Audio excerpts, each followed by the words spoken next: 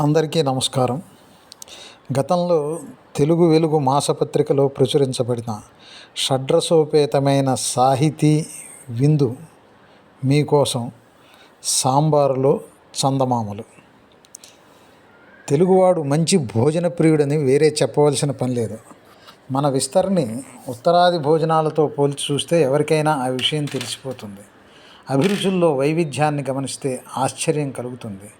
ఆవకాయ రుచుల టీవితానెరుగును, పూతరేకుల తీపి కేతమెత్తు, ఉలవచారు త్రావ ఉత్సాహమును చూపు, పనసపట్టునొక్క పట్టుబట్టు.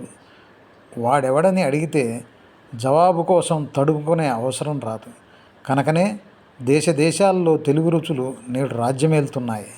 వైద్యులు కాదంటున్నా వరితో చేసిన వంటకంబు రుచి అయి వార్ధక్యము బాపదే అంటూ మధుమేహులు వాదనకు దిగుతారు. భక్ష్య భోజ్య లేహ్య చోహ్య పానీయాలకు భోజనంలో భాగం కల్పించిన ఘనత తెలుగువాడిది. మామిడి పండుతోనో మాగాయ టెంకతోనో గడ్డ పెరుగుని ఇంత గారాపము చేసి గర్రున త్రేల్చి ఆ పూటకు భోజన పరాక్రమానికి స్వస్తి చెప్పటం వేరే వాళ్ళకి చేత కాదు. కడుపే కైలాసం వంటి నానుడిని పుట్టించటం తెలుగువాడికి మాత్రమే సాధ్యం.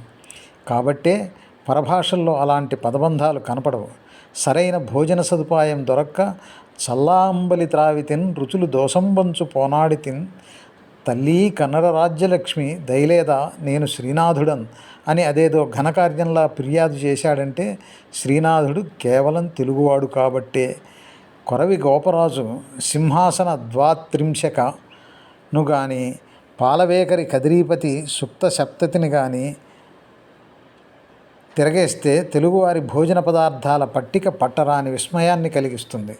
చేపలను జలపుష్పాలుగాను, గోంగూరను శాకాంబరీమాత ప్రసాదంగాను చమత్కరించడం తెలుగు నాలికి మాత్రమే పట్టుబడిన విద్య.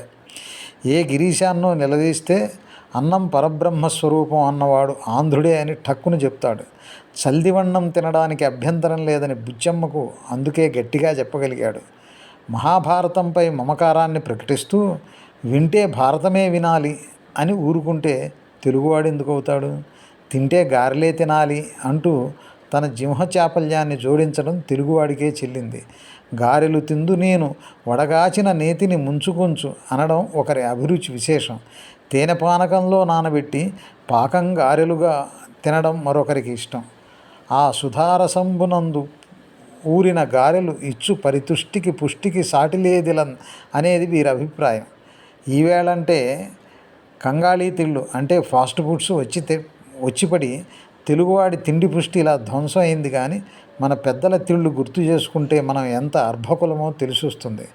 అలా పెట్టి తిని ఆస్తులు కరగదీసిన జాతి మనది. తరవాణీల బలం కాఫీ టీలకు రమ్మంటే ఎలా వస్తుంది?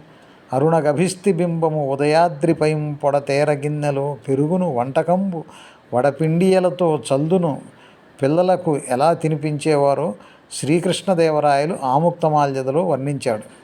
మాటి మాటికి వేలు మడిచి ఊరించుచు ఊరగాయలను గోపబాలకులు ఎలా ఇష్టంగా ఆరగించారో భాగవతంలో పోతన వర్ణించాడు. ఈ చద్దన్నాలకు ఆ పానీయాలకు పోలికే లేదు. కాఫీ టీల మూలంగా మంట పుట్టిందే తప్ప కడుపులో చల్ల కదలకుండా హాయిగా తిని కూర్చోవడం మనకు వీలు కావడం లేదు. ఈ రోజుల్లో వడ్డనలు భారీగానే ఉండేవని కల్పవృక్షంలో విశ్వనాథ వారు పేర్కొన్నారు. దశరథుడి అశ్వమేధయాగ సంతర్పణలో ఎన్నో రకాల వంటకాలు సిద్ధం చేసి హస్తములు అడ్డముంచిన ఆగక వడ్డన చేసిరి అన్నీ అని వర్ణించారు. విస్తరిపై వంగి వద్దంటే కడుపులో ఇంకాస్త చోటున్నట్లేట. బొజ్జ వంగక కళ్ళతోనే నిస్సహాయంగా సైకిల్ చేస్తే ఇక చాలు అని ఆగేవారట. తెలుగువాడి భోజన ప్రీతిని వెల్లడించే ఉదాహరణలే ఇవన్నీ. ఊరుగాని ఊరిపోతే ముందస్తుగా మంచి భోజనము మర్యాదగా పెట్టు పూటకోళ్ల ఇళ్ల వేటలో నిమగ్నం అవడం గతంలో తెలుగువాడి ఆనవాయితీ.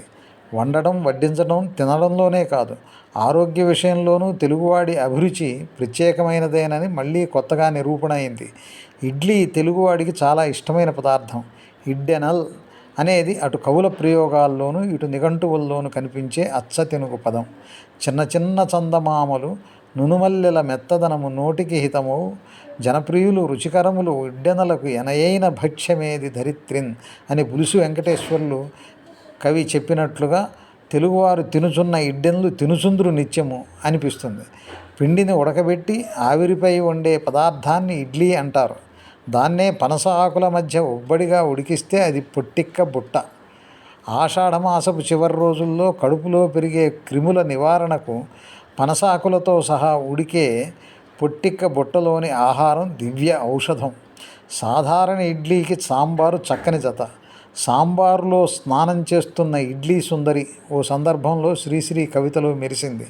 ఉదయం పూట ఆహారంగా తినే ఇడ్లీ ప్రపంచంలోని ఆహార పదార్థాలన్నింటికన్నా ఆరోగ్యకరమైనది అని ఐక్యరాజ్యసమితి ప్రకటించింది. ఆ మేరకు యునెస్కో డైరెక్టర్ జనరల్ ఇరీనా బొకోవా సంతకంతో జారీ అయిన యోగ్యతాపత్రం ఇటీవల సామాజిక మాధ్యమాల్లో ప్రాచుర్యం పొందింది. లక్షల మంది ఆ విశేషాన్ని ఒకరితో ఒకరు పంచుకుంటున్నారు. ఈ సంగతి తెలియగానే ఇడ్డెనతో సాంబారును, గడ్డ పెరుగుతోడ ఆవకాయను జతగా హాయిగా లాగిస్తూ మన పూర్వీకులు సొడ్డుసుమి స్వర్గలోక సుఖములకెల్లన్ అనుకుంటూ ఆరోగ్యంగా జీవించారని కవులు కీర్తించడం మొదలుపెట్టారు. ఐక్యరాజ్యసమితి పుణ్యమా అని మన వంటకానికి అంతర్జాతీయ గుర్తింపు దక్కటం ఆంధ్రులకు గర్వకారణము అని వారి ఆనందం. కవులు భోజన ప్రియులైన కారణంగా ఇలాంటివన్నీ అక్షరీకరించగలిగారు. తిన్నదరగక రాసినవి కావు.